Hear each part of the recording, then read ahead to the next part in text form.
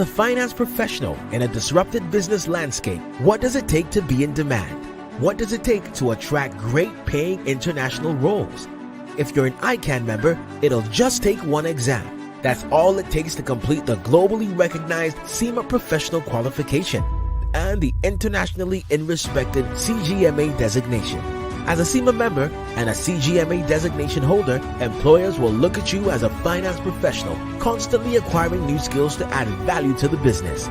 That's why they'll be willing to pay premium to hire and retain you. If you have 5 years of relevant experience and are an ICAN member, you can directly sit for the final exam of the CIMA Professional Qualification, the Strategic Case Study exam. Start studying the CIMA Professional Qualification. Prepare to make an impact.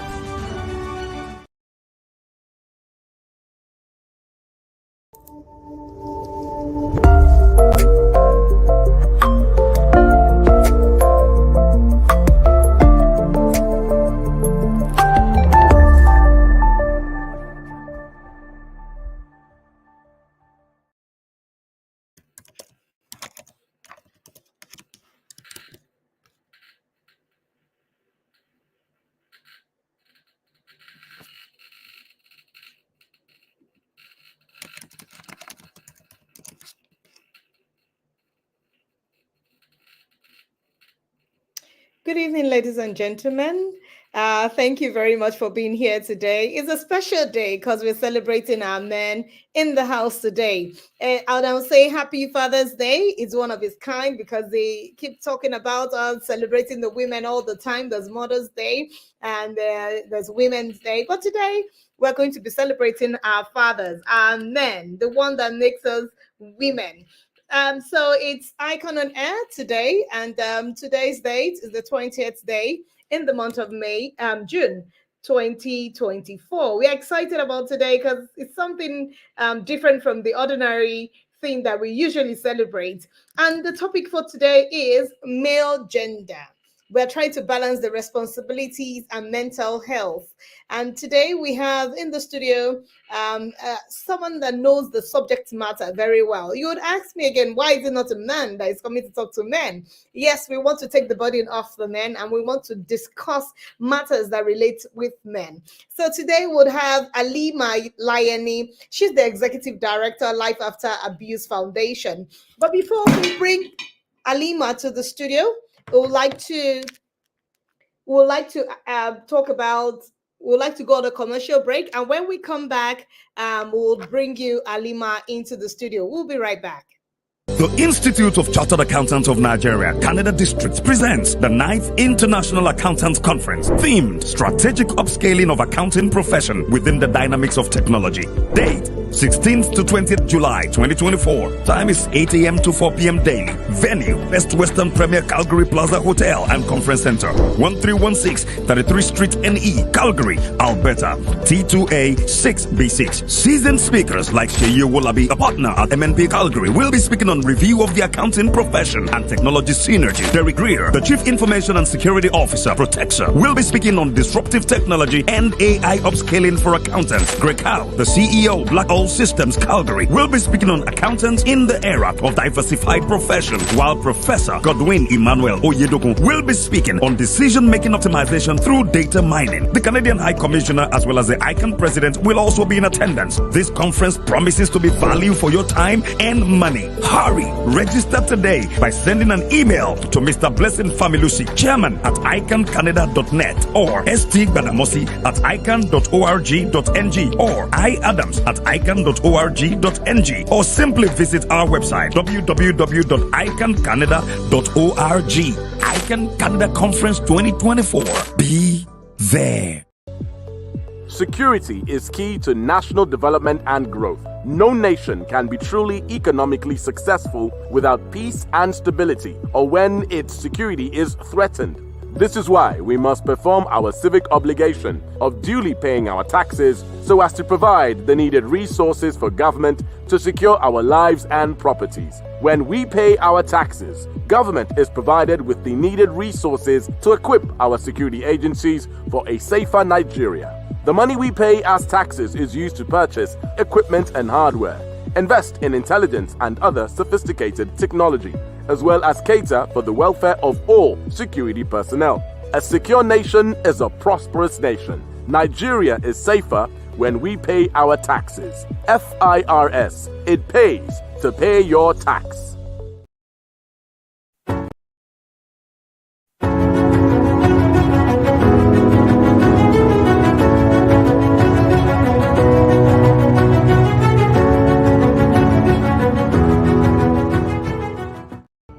The Skillup Artisans Program Super is an initiative of the federal government. The aim of Super is to upskill Nigerian artisans for better employability.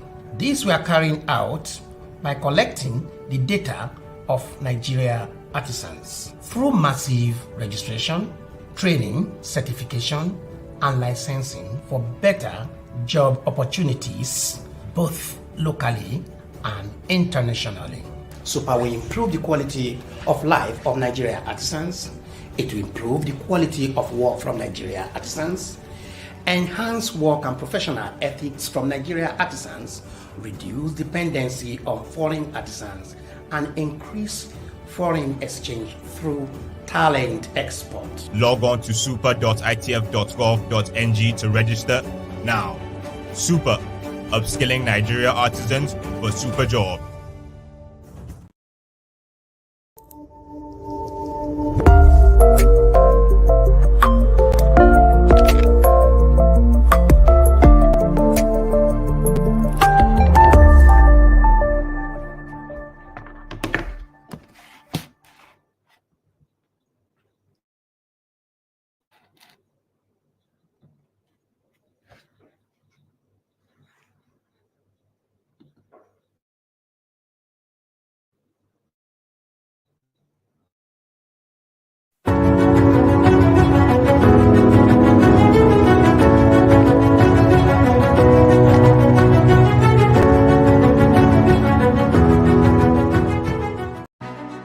As a finance professional in a disrupted business landscape, what does it take to be in demand? What does it take to attract great paying international roles? If you're an ICAN member, it'll just take one exam. That's all it takes to complete the globally recognized CIMA professional qualification and the internationally respected CGMA designation. As a CIMA member and a CGMA designation holder, employers will look at you as a finance professional, constantly acquiring new skills to add value to the business.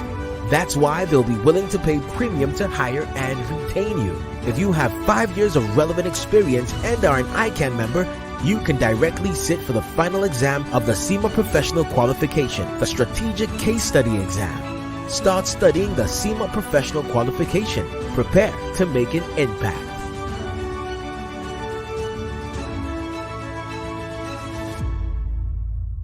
The Institute of Chartered Accountants of Nigeria, Canada District presents the 9th International Accountants Conference, themed Strategic Upscaling of Accounting Profession within the Dynamics of Technology. Date 16th to 20th July 2024. Time is 8 a.m. to 4 p.m. daily. Venue, Best Western Premier Calgary Plaza Hotel and Conference Center, 1316 33 Street NE, Calgary, Alberta, T2A 6B6. Seasoned speakers like Sheyi Wolabi, a partner at MNP Calgary, will be speaking on review of the accounting profession and technology synergy. Derek Greer, the Chief Information and Security Officer, Protexer, will be speaking on disruptive technology and AI upscaling for accountants. Greg Howe, the CEO, Black All Systems Calgary, will be speaking on accountants in the era of diversified profession, while Professor Godwin Emmanuel Oyedokun will be speaking on decision-making optimization through data mining. The Canadian High Commissioner as well as the ICAN President will also be in attendance. This conference promises to be value for your time and money. Hurry!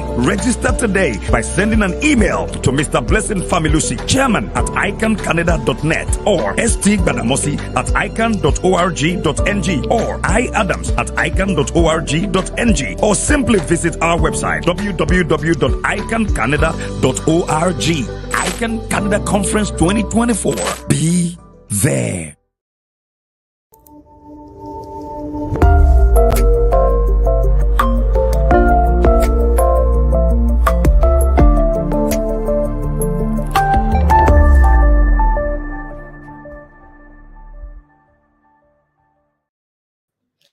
Welcome back. It's still ICAN on Air, and my name remains Fumi Olani. We're having something different today, and we want to be partial towards the men. And that's why you can see two ladies going to be discussing the subject matter, male gender, balancing responsibilities and mental health. So we have in the studio the executive director, Life After Abuse Foundation. Her name is Alima Layeni. I'm just going to give you a brief about Alima, our guest for today. She's an advocate for men's mental health, and as the foundation and executive director of the Life After Abuse Foundation, she has dedicated herself to reshaping the global discourse surrounding mental health equity, gender equality, and the eradication of gender-based violence. Alima's visionary leadership has propelled the foundation to the forefront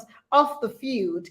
She spearheads numerous projects that have engaged over 10,000 boys and men across communities, schools, organizations, and conferences worldwide.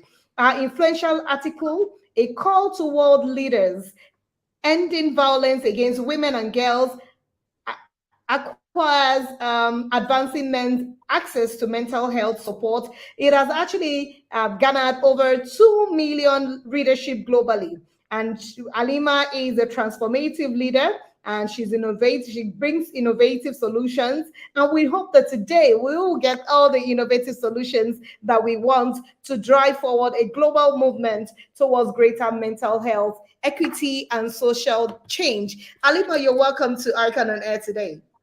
Thank you so much for having me. It's a pleasure to be here. Thank you very much for obliging us this opportunity to talk to the men and to discuss their mental health. I just hope that our chartered accountants do not have mental health issues, but of course it's worldwide. Everybody has one way or the other been affected based on, the economy itself. It's enough to keep you worried and keep you really busy. So we're talking to everyone in particular, whether you're a chartered accountant or not. We just want to discuss what is going on with our health today.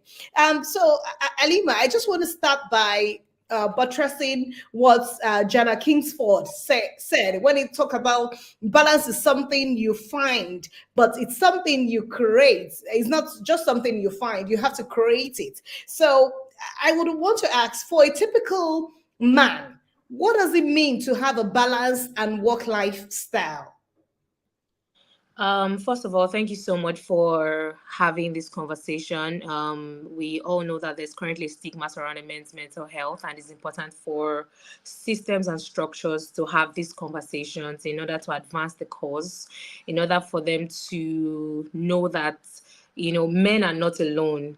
In order for us to actually achieve an equal world, it's important for us to engage both genders in conversations surrounding gender equality. And as we may not know, gender equality is not just about ensuring that women and girls gain access to the right opportunities and support. Gender equality, as many people do not know, is also the equality of the sexes, which means that the male and the female gender. So if you are providing access to support and opportunities for women and girls, it should still also be presented to men and boys, and that's pretty much what gender equality is all about. So I just wanted to put that out there first before I go into the conversation. So your question was, what does it mean to have a balanced and work lifestyle? What that basically means is the ability to balance your professional life and your personal life. It basically involves a healthy equilibrium that allows for professional fulfillment without sacrificing your hobbies, without sacrificing family time, without sacrificing the things you love. Basically, it's just the ability to balance work and relationships with your friends, with your partners, with family, and equally also balancing your professional life. Interesting. Yeah, thanks for that, Alima. I was reading a fact about the mental health, and I recall it mentioned that in each year we have almost 44 million. When you talk about American men now, 44 million of adults that are going through or something around mental health condition, and less than half will actually seek treatment because of the stigmatization and discrimination that you mentioned. So we're here to answer all of those questions today. My question again for you is, what are the types of those mental health challenges that are out there? And what could be some of the causes, especially in our men? Because we want to concentrate on the men today. So one of the commonest factors that triggers negative mental health is actually stress among men.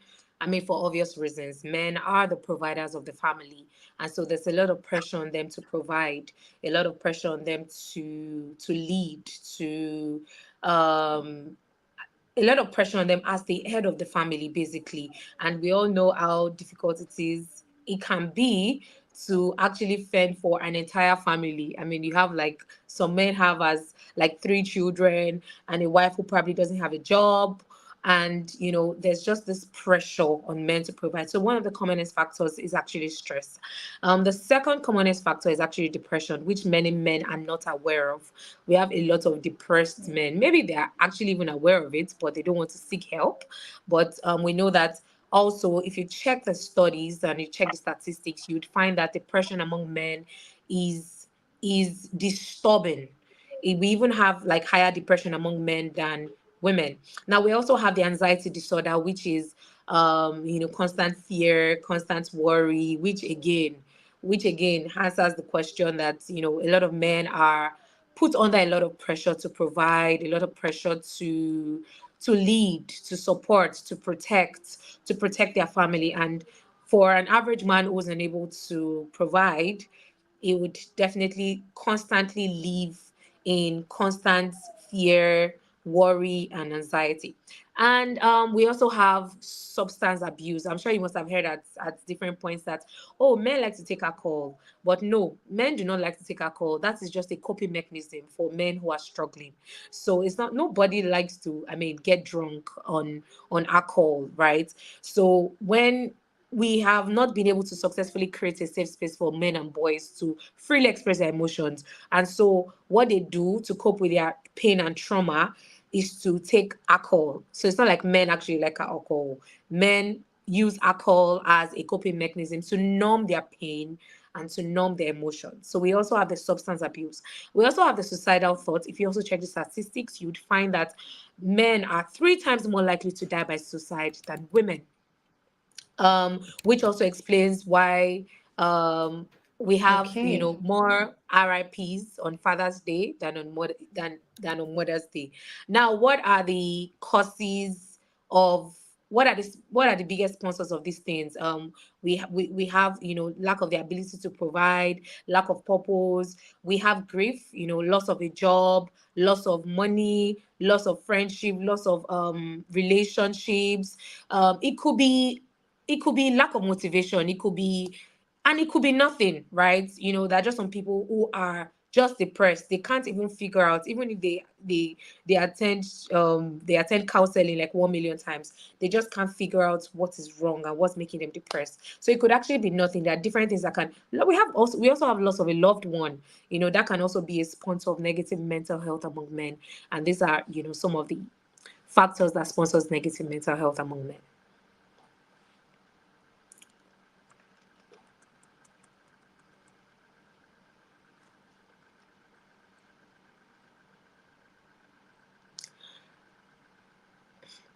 Yeah, so we also have work-related stress. We know that a lot of men actually work hard in order to provide for their family. So sometimes negative mental health or depression, so to speak, can lead to work-related stress, can lead to depression in men. We know that a lot of men work hard. Sometimes they're out of the house by 5 a.m. up until like they don't get back until like 11 p.m. or 12 p.m.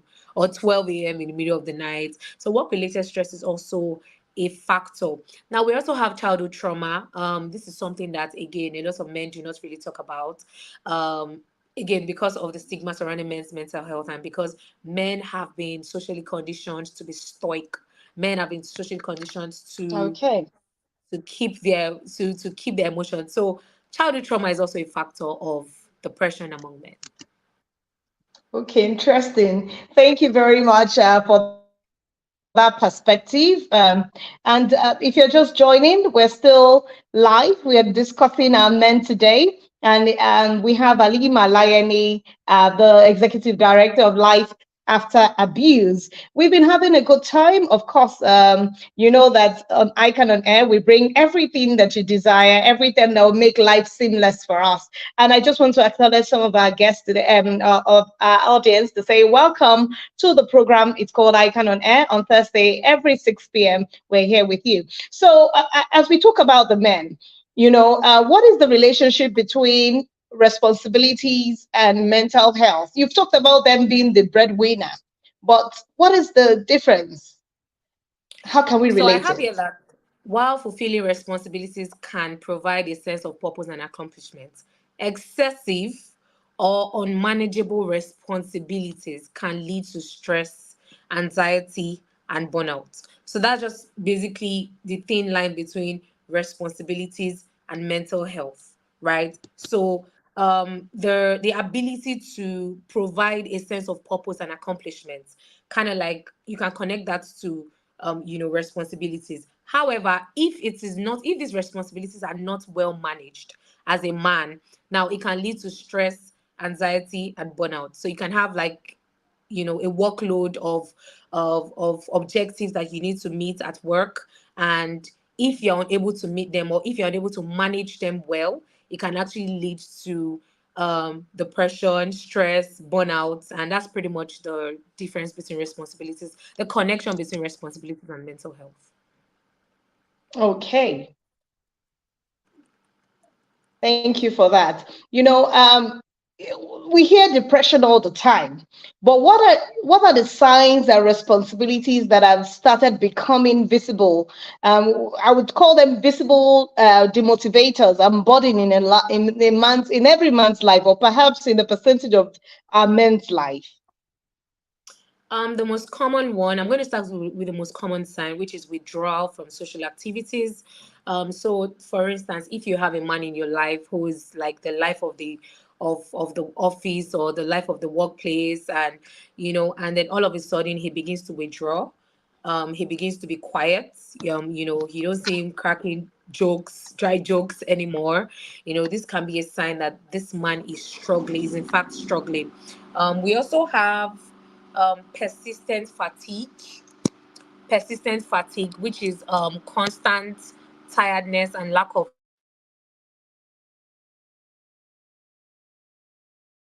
constantly you're constantly tired, that can be a sign that you're probably struggling with your mental health. We also have irritability and mood swings. So sometimes you would see that some men are just cranky. Some wives might notice that in their husbands. Like, I mean, they just come in and they're just very cranky. That can also be a sign. We also have physical health issues, symptoms like headaches, insomnia, and digestive problems. These are signs that a man is in fact struggling with his mental health. We also have negative thought patterns. So if you hear like maybe your male friends talking about suicide, or loving the idea of suicide, like they're constantly watching documentary on suicide, or they are constantly having conversations on how somebody can take their own life, that can be a sign that the person is having issues with their mental health. Sadly so. I mean, all these things we see them on social media, people trying to take their lives, and you just see people cranky. Someone that used to be very jovial and friendly just got into their own shell. So let's pay attention to how we perceive people around us. You may just not know what they are going through, and that is why we're trying to find a solution. We may not be the doctors here, but of course, when you see those signs around you, you need to watch out for it and seek for an assistance for that person. And so if we're talking about mental balance now and the relationship between with mental health, is there a meeting point with both? So mental balance refers to a state of emotional and psychological ability where a man can effectively manage his stress, emotions, and challenges. I'm going to take that again. Mental balance refers to a state of emotional and psychological stability where a man can effectively manage stress, emotions, and challenges. This is closely related to mental health. However, mental health refers to maintaining mental balance. Mental health is basically, both concepts intersect in the idea that a stable and well-managed emotional state leads to improved mental health. So they are closely related. They can even be used, they can even coexist basically. Okay. So mental balance and mental health can coexist. So we need to watch out for it. A lot of research has actually shown that sound mental health beyond financial freedom, because many rich men, they've been known to end up in rehabs, which is of course true. What is your position on this? What is my position on? Yeah, so we've had a lot of research about mental health going beyond financial freedom, and because a lot of rich men end up in the rehab. I can tell what causes it, but what is your position on the financial freedom being a a driver for Um, mental health or rehab? Right. So if you look at the top 5 artists in America, male artists in America that actually lost their lives to suicide, they had a lot of money. They were very wealthy people. They were very influential people. In fact, if you check their page, their Instagram page, the last post on their page, they were very happy. Like they did a video, and they were very happy in the video. Now this goes to show that wealth doesn't guarantee happiness. I mean, to a large extent, I know that money and wealth can solve a couple of things, but there are other factors that contribute to negative mental health. Like I mentioned earlier, we can have loss of a loved one that can totally. I mean, we have lots of people at rehab today who are at rehab because they lost a loved one. We can have maybe issues in a relationship, maybe issues in a marriage. It can be divorce, it can be grief, it can be trauma, it can be um, loss of a job or loss of status or loss of a position. I mean, there are different things that can influence our mental health, and nobody has control over how somebody handles whatever life throws at them. As we all know, mental health is universal. At some point, everybody on earth would encounter it, would suffer from it. It's not just exclusive to certain type of people, right? So wealth doesn't actually guarantee that you would have a positive mental health as as as it is, you know, like I said, there are certain issues that can also influence a negative mental health. Okay, so no alarm here. He said everyone must encounter it at some point E- in our lives. Everyone, Yeah, everyone. so just watch out for it, and if you see the signs, just take caution. So are there really defined or standard approaches for men? Especially when it comes to developing emotional balance and emotional stability. Is that something we should know? Number one, I feel like we live, especially in our climate in Africa, we're very used to judging men. We're very used to dismissing their feelings and their emotions. We can see from track records that when male celebrities have come out to say, "Oh, I've suffered domestic violence from my wife," or "I've been sexually abused," or "I've suffered some form of trauma in my life," society will come together and then they continue to shame the man, especially men that have suffered domestic violence. They would just keep saying that, "Are you not a man? How can you say like you are a old man? How can a woman be beating a old man?" Or maybe a man loses his wife, for instance. You hear family members saying things like, you have to be like a man. You have to be like a man. You know, in Yoruba terms, I don't know if understand Yoruba, but in Yoruba terms, shebi okunrin, shebi okunrin. These are the issues that we're having, right? Especially with men, especially with society. The dismissal of men's emotions, the dismissal of men's experiences. When a woman comes out to say, "Oh, I've been sexually abused," you see support from the UN, from 100 NGOs in all over the world coming to say, oh, we want to support you. But once a man says, I am suicidal, I'm sure somebody is even going to poke him so that he can even jump on Facebook and he can, kill himself and all of that. So I think that, society contributes to the social condition, the toxic social condition that we have enabled, we have forced men to conform to. The fact that men should always be strong. They should always they should always be strong. They should always be stoic. They should always numb their emotions. They're not allowed to cry. They're not allowed to express emotions. They're not allowed to be compassionate. In some cultures, they feel like when a man is soft, is compassionate, is empathic, it means that it's weak, right? So, I mean, these are the issues that we currently have in our climate in Africa. But I believe that the more we drive these conversations, the better that would be in addressing men's mental health.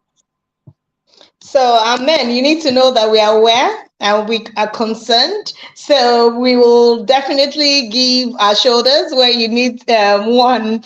And we don't want our men in the rehab. We don't want them in an unforeseen situation. So please just learn to cry on the women's shoulder. And Lion, you mentioned something about men being behave like a man, and that's the stigmatization that comes with being a man. But unfortunately, or fortunately, we are bringing that awareness to your doorstep today on ICAN on Air. So we look forward to getting your questions. Our audience, thank you very much for joining us again.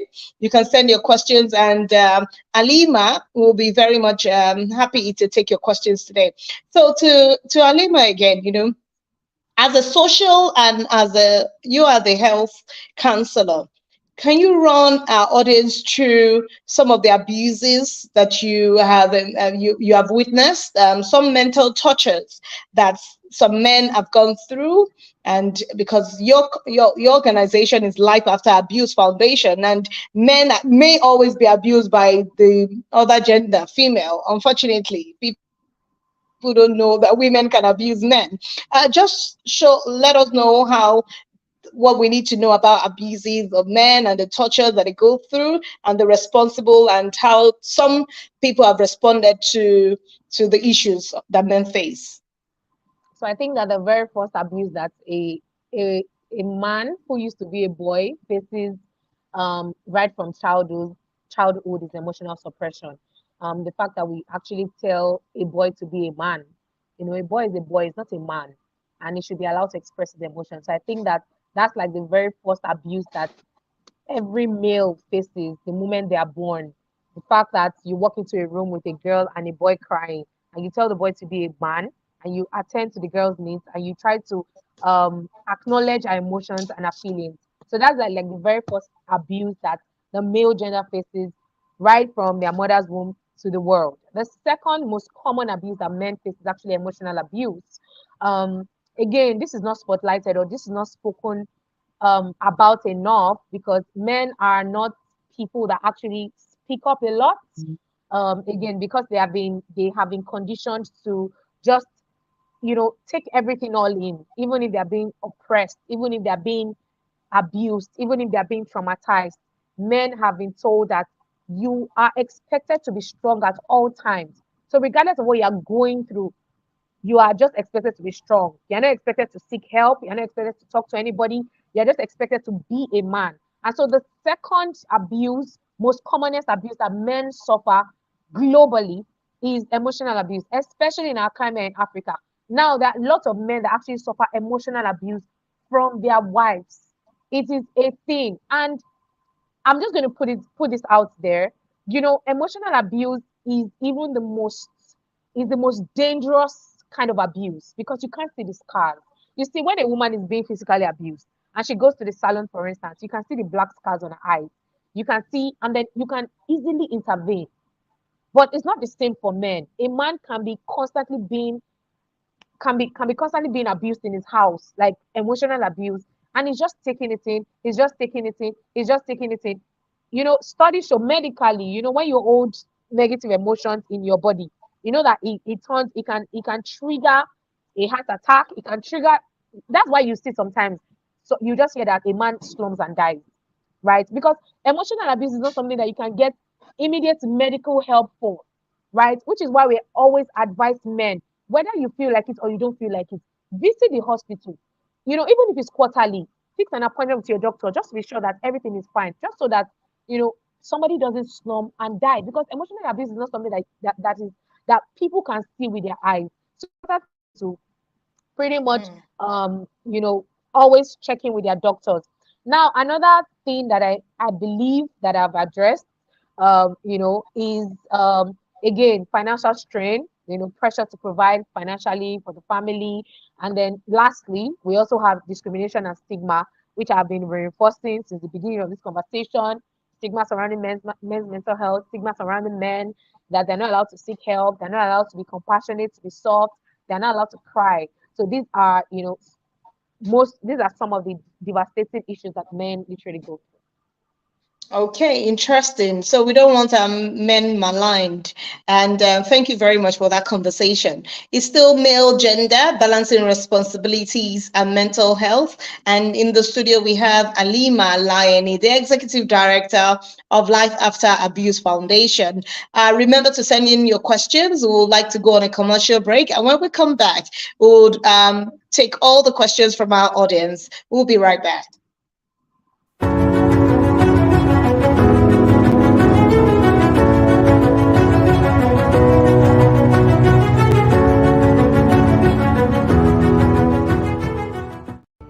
The Skillup Artisans Program Super is an initiative of the federal government. The aim of Super is to upskill Nigerian artisans for better employability. These we are carrying out by collecting the data of Nigeria artisans through massive registration, training, certification, and licensing for better job opportunities, both locally and internationally. Super will improve the quality of life of Nigeria artisans. It will improve the quality of work from Nigeria artisans, enhance work and professional ethics from Nigeria artisans, reduce dependency on foreign artisans, and increase foreign exchange through talent export. Log on to super.itf.gov.ng to register now. Super, upskilling Nigeria artisans for super job. Security is key to national development and growth. No nation can be truly economically successful without peace and stability, or when its security is threatened. This is why we must perform our civic obligation of duly paying our taxes so as to provide the needed resources for government to secure our lives and properties. When we pay our taxes, government is provided with the needed resources to equip our security agencies for a safer Nigeria. The money we pay as taxes is used to purchase equipment and hardware, invest in intelligence and other sophisticated technology, as well as cater for the welfare of all security personnel. A secure nation is a prosperous nation. Nigeria is safer when we pay our taxes. FIRS, it pays to pay your tax.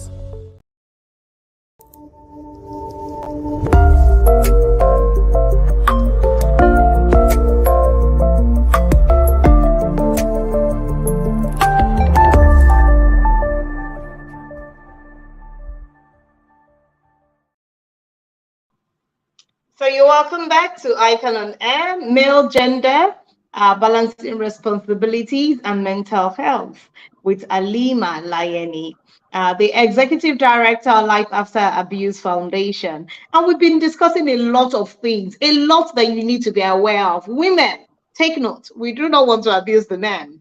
And men, of course, today is your day. We're celebrating you because it's Father's Day this month and this week. So we have a couple of questions from our audience. We would like to just acknowledge some of our audience. Fagbola Temitokwe, he has a question here. He says, being hyperactive and mental inquisitivity, is it a good or a bad mental issue? And the second question is, how does it impact mental health positively or negatively? So over to you, Alima. I'd just like you to keep the question there so I can answer it. Being hyperactive, so there's a positive and a negative aspect to it, right? So you can be hyperactive for the right things, and it might not necessarily impact your mental health negatively, as long as you're not you're not overdoing it, or you're not doing it for the wrong reasons, right? Also, mental inclusivity, I want to believe you mean the ability to, always ask, constantly ask questions, right? So I don't think it's bad to be inquisitive.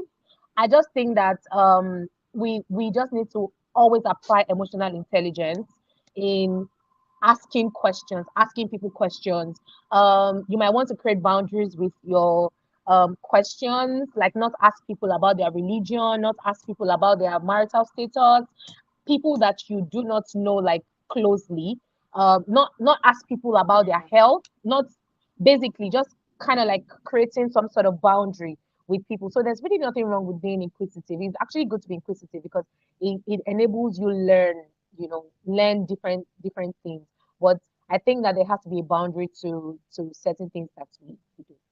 Yeah, so set the boundaries. Thank you very much. So we have Temitope Ojeleye also here, Omolaja, Omojola Bayo, streaming from Ota, Samson Ajibade. This question is, what advice do you have for men to overcome emotional abuse?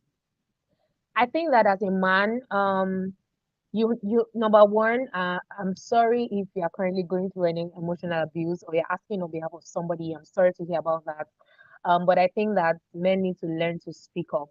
I think that there's no two way about it. You're just gonna have to learn to speak up. You need to ensure that you're surrounded by you have a good support system around you. I know that men are, they easily make friends. Like it's not so hard. Two men can just meet right now and then they're best friends in the next 5 seconds. So you need to learn to speak up. If you feel like you're going through emotional abuse or you're going through any form of abuse at all, you need to learn to first of all speak up. Study shows that when you even speaking about your experiences actually causes a sort of relief. And I'm sure that everybody on this call right now can totally relate. You can be struggling mentally, and then you just call somebody up and say, okay, even if the person doesn't have a solution to your problem, the fact that you're just talking to them actually enables you. It actually leaves a burden, off your chest. So number one, please don't listen to anybody that says men should not speak up. Number two, men should learn to cry.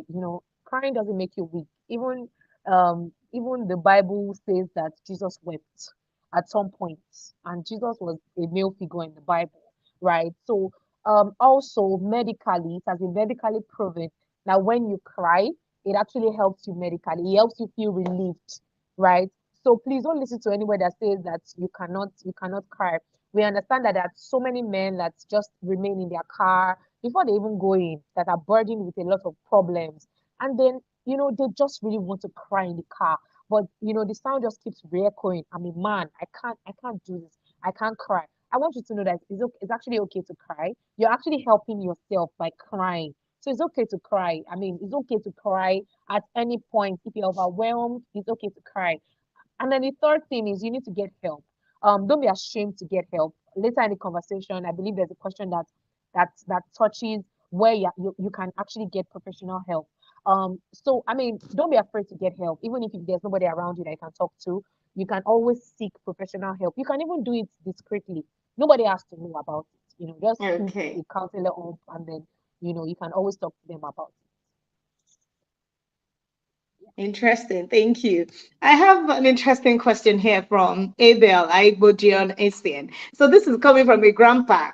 That's the grandfather's perspective. He said, what do you advise men to do when faced with empty nest family and wife travels for an extended period to take care of grandchildren? Grandpa, can you have a conversation with your son or your grandchild to actually include you in these vacations? I think that is important to have. If you feel this way, the best person you should be having this conversation with is actually maybe your child, right? Let him know that you don't feel included. Let him know, have a sit down with him, call him and tell him what's bothering you, tell him your concerns, that you feel like you should also be included in vacations or in spending time with the grandchildren. Because I believe that most of the time men do not have these conversations.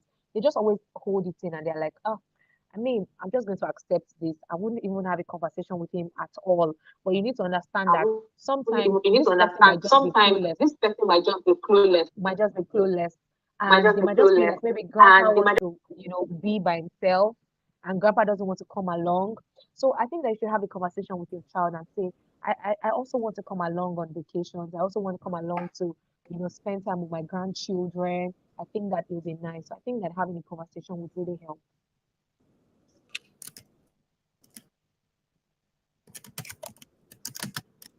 I mean, that's a sincere conversation. Grandpa, we know what you're facing because I know some people in my in my own circle that are also going through this.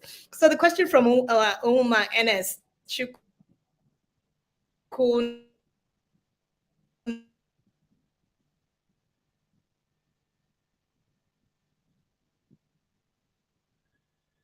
Naru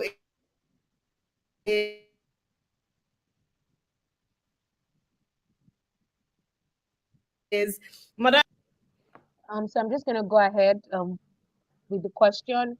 So what's your take on the learned conspiracy of silence among men to bottle up some silent challenges, and men don't cry as a way of expressing their emotions? So I believe that we addressed this earlier in the conversation, that it is very toxic for society to constantly tell men not to express their emotions. It's very toxic for society to constantly tell men that seeking help is weak, or being compassionate or soft is weak. It is very toxic. So we need to begin to create a safe space for men. So this is not just a men's responsibility, right? We have a role to play as friends to men, as wives to men, as girlfriends to men, as as colleagues to men, right? Everyone, each and everyone has a responsibility to create a safe space for men to express themselves, to create a safe space for men to express their emotions, right? So when a man comes up to say, okay, this is what I'm going through, make sure that you don't dismiss him and just say, oh, what are you really talking about? I mean, you're a man, you should be able to like sort out yourself and all of that. So we all have a responsibility to create a safe space for all men to express themselves. Thank you so much for that. Amen. I hope we've been able to answer all your questions. We don't want you having any issues that would affect your mental state. So, the question I have here for you is considering the current economic situation in Nigeria, is the organization in any form of advocacy to draw attention of government to a possible explosion in mental health issues? Absolutely. We have been engaging the Lagos State government, and the response has been very positive. Just on Monday, we had a Dad Hero conference at the University of Lagos main auditorium, and it was well attended by the Commissioner for Youth and Social Development and a representative from the governor's office. So yeah, we have been having this conversation. So we believe that the issue of mental health needs to be addressed systematically and structurally, right? So yes, we're doing our best to have these conversations, but the best people who can actually influence these policies and influence all these conversations that we're having are the policymakers, are the decision makers. So yes, we have been having conversations with the Lagos State government to establish the very first men's support center, a center where men can literally just walk, a center that addresses all men's issues, emotional issues, well-being issues, financial issues, legal issues, men who might be having issues with child support, medical issues as well, because we know that men do not like to visit the hospital. So we are pushing for for an establishment. Basically, we're pushing for the Lagos State government to partner with us to set up an establishment where men can literally walk in to get any help that they need. Because in order for men's mental health advocacy to be effective, it needs to be specialized, right? So we cannot put men mental health advocacy in one box. It needs to be specialized because of the stigma surrounding men's mental health. Men need the assurance that this is a safe space specifically for them. They need to feel safe. They need to feel safe enough to visit the center, and that's pretty much the conversation we're currently having with with Governor Sanwo-Olu's government. And so far, I believe that the conversation has been very progressive. Nice one. Nice to know. In today's competitive space, a lot of men, they get enmeshed in tax. There's obligation to provide for the family, to provide for extended family, to provide for everyone. So they try to make sure that they remain relevant and productive in even the tasks that they do every day. What kind of work balance, when you talk about the work balance therapy that they can do, which would you recommend for them, just to advocate for such men? I would never be able to exhaust enforcing that men actually schedule an appointment with their doctors, whether they feel sick or not. It's too important. I mean, check the records. A lot of men they just slump and they just die, because they did not feel sick, right? So I would highly recommend that all men actually fix an appointment, even if it's quarterly. Do a health check, whether you feel sick or not, whether you are feeling like drowsy or not. Do a general health check with your doctor. The second thing is time management training. It's important for you to just be able to manage your time. Also, take regular breaks. At the end of the day, really, you're not really the messiah. You cannot really save the world. You can only do what you can do, right? So just take regular breaks. It's also important for men to know that rest is part of productivity. So sometimes when you are resting, you feel like, oh my God, you're not achieving a lot, you're not achieving a lot. But no, rest is actually a significant, if not the most significant part of productivity. So it's important for you to take regular rest. Also, I also touch on professional support. Try to seek professional support, if whether you need it or not. So here's the thing about professional support. You might think that, oh, yeah, okay, you're fine. You don't need to see a psychologist. But trust me, the moment you see a psychologist and you begin to onboarding, you will now begin to realize that you've actually been holding a lot in and you needed a psychologist. So yeah, these are the work-life balance that I I strongly. hope our men will not think that when you see a psychologist, it means there's something mentally wrong. I mean, No. she's just, there's nothing wrong. Just go and seek assistance. Find someone to talk to, someone that understands the language of medicine, or of reading the mind, and also procuring some results, or giving you advice that you can use. So maybe I should regard you as Dr. Anima now, because you treated so many people in their mental states, and it's worked well for you. I saw over 10,000 people, and you had 2 million plus in terms of the people that you have advocated for. So as a Nigerian, and a Nigerian living in Nigeria, and you have made a lot of effort and exploits in the field of counseling, and also you've been able to, and apart from even NGOs that you work with and that you have, are the government schemes, you mentioned Lagos State, right? Are the government schemes or programs to address cases for men who are suffering from this mental health? Are there schemes separate from the one that you are advocating for? Absolutely. We have the Ministry of Health. Under the Ministry of Health, we have the Lagos Minds, which is proudly led by Dr. Tolu Ajomale.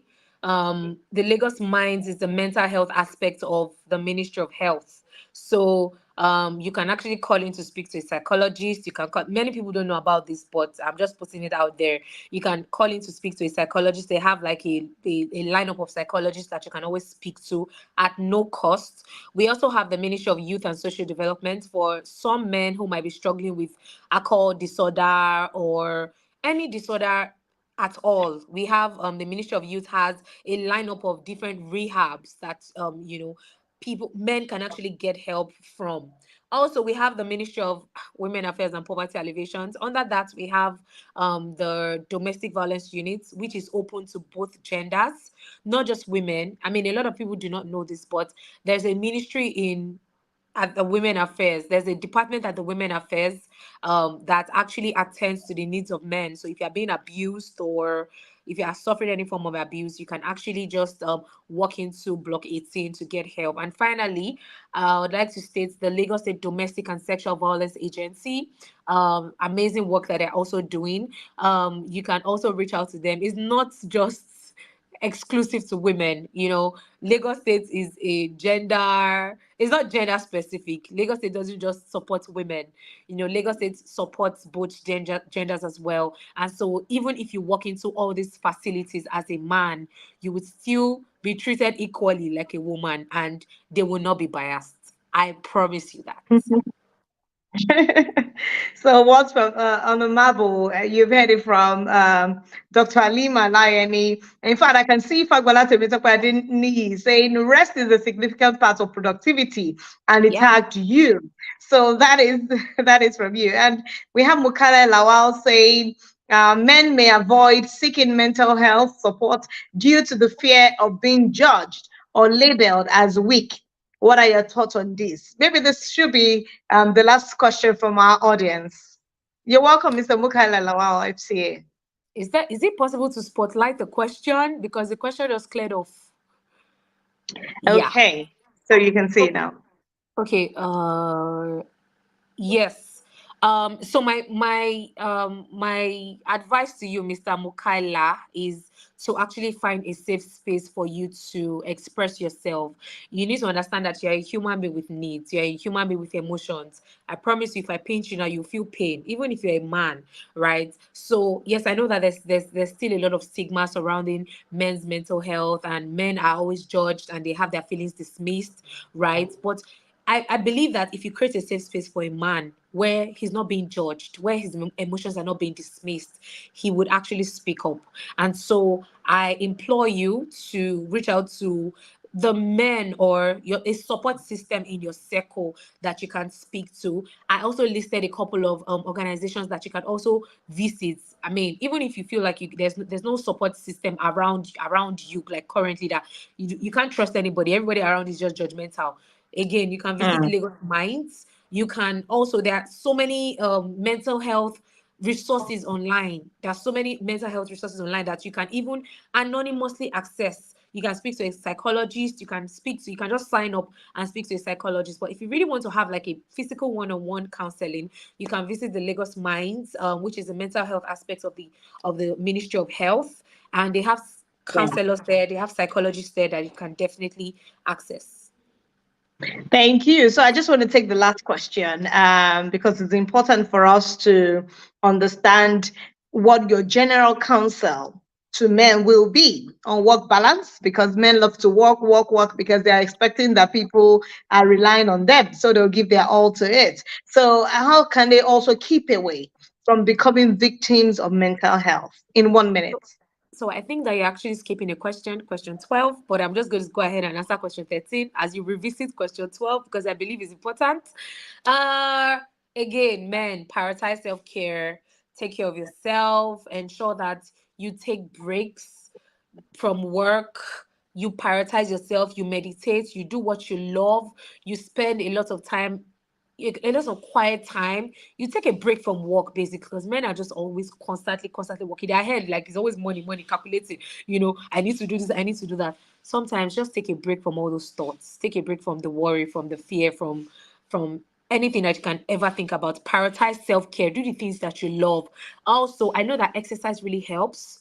You might want to sign up to a gym. Studies also shows that exercise actually helps as well. So you might want to sign up to a gym and check in from time to time. Also, seek professional help.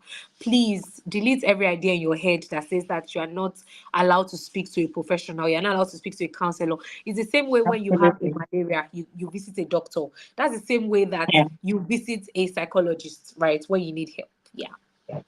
Thank you very much. So at this junction, I just want to say thank you very much, Alima Layani, for being a part of our program today. And I must tell you that we had a good time with you. We hope that next time you'll eat to our call and then you'll be on ICAN on Air again. Thank you so much for being here today. Thank you so much for having me. Bye. Have a good evening. Bye. All right. We'd like to take a couple of announcements. We have for June,